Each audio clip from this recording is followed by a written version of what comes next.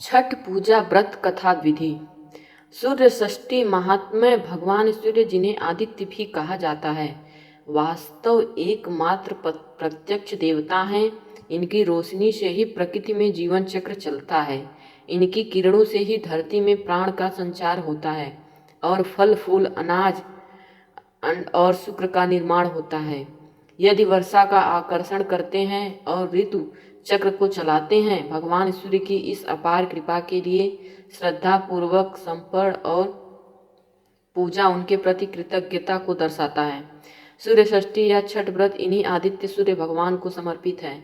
इस महापर्व में सूर्य नारायण के साथ देवी षष्ठी की पूजा भी होती है। दोनों ही दृष्टि से इस पर्व की अलग अलग कथा एवं महात्म्य है। सबसे पहले आप षष्ठी देवी की कथा सुनिए। छठ व्रत कथा। एक थे राजा प्रियव्रत, उनकी पत्नी थी मालिनी।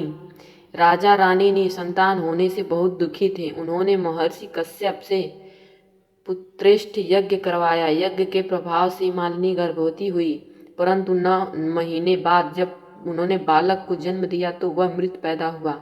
प्रियव्रत इससे अत्यंत दुखी हुए और आत्महत्या करने हेतु तत्पर हुए। प्रियव्रत जैसे ही आत्महत्या करने वाले थे, उसी समय एक देवी वहां प्रकट हुई। देवी ने कहा, प्रियव्रत, मैं षष्ठी देवी हूँ। मेरी पूजा आराधना से पुत्र की प्राप्ति होती है। मैं सभी प्रकार की मनोकामना पूर्ण करने वाली हूँ, अतः तुम मेरी पूजा करो, तुम्हें पुत्र रत्न की प्राप्ति होगी। राजा ने देवी की आज्ञा मानकर कार्तिक शुक्ल षष्ठमी तिथि को देवी षष्ठी की पूजा की। उससे उन्हें पुत्र की प्राप्ति हुई। इस दिन से ही छठ व्रत का अनुष्ठान चला आ रहा है। एक अन्य मान्यता के अनुसार भगवान श्री रामचंद्र जी जब अयोध्या लौटकर आए, तब राज तिलक के पश्चात उन्होंने माता सीता के साथ कार्तिक शुक्ल षष्ठी तिथि को सूर्य देवता की व्रतोपासना की और उस दिन से जन सामान्य में यह पर्व मनाया हो गया और दिन इस त्योहार की महत्ता बढ़ती गई। वह पूर्ण आस्था एवं भक्ति के साथ यह त्योहार मनाया जाने लगा। छठ व्रत विधि। इस त्योहार को बिहार, झारखंड, उत्तर प्रदेश एवं भारत के पड़ोसी देश नेपाल में हर्षोल्लास एवं नियमित निष्ठा के साथ मनाया जाता है। इस त्योहार की यहाँ बड़ी मान्यता है। यह महापर्व में देवी षष्ठी माता एवं भगवान सूर्य को प्रसन्न करने के लिए स्त्री और पुरुष दोनों ही व्रत रखते हैं। व्रत 4 दिनों का होता है। पहले दिन यानी चतुर्थी को आत्मशुद्धि हेतु व्रत करने वाले केवल अरवा खाते हैं, यानी शुद्ध आहार लेते हैं। पंचमी के दिन नहा खाया होता है, यानी स्नान करके पूजा पाठ करके संध्या काल में गुड़ और नए चावल से खीर बनाकर फल और मिष्ठान से छठी माता की पूजा की जाती है।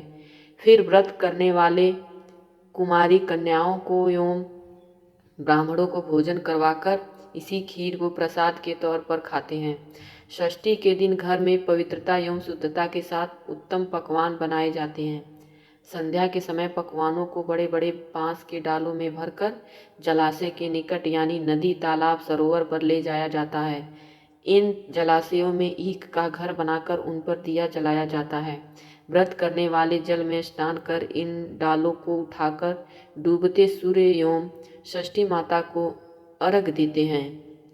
सूर्यास्त के पश्चात लोग अपने अपने घरों वापस आ जाते हैं। रात भर जागरण किया जाता है। सप्तमी के दिन सुबह ब्रह्म मुहूर्त में पुनः संध्या काल की तरफ डालों में पकवान, नारियल, केला, मिठाई भरकर नदी तट पर लोग जमा होते हैं। व्रत करने वाले सुबह के समय उगते सूर्य को अर्घ देते हैं। अंकुरित चना हाथ में लेकर षष्ठी व्रत की कथा कही और सुनी जाती है। कथा के बाद प्रसाद वितरण किया जाता है और फिर सभी अपने अपने घर लौट जाते हैं। व्रत करने वाले इस दिन पारण करते हैं। इस पर्व के विषय में मान्यता यह है कि जो भी छठी माता और सूर्यदेव से इस दिन मांगा जाता है वह मुराद पूरी होती है। इस अवसर पर मुराद पूरी होने पर बहुत से लोग सूर्यदेव को दंडवत प्रणाम करते हैं। सूर्य को दंडवत प्रणाम करने का व्रत बहुत ही कठिन होता है।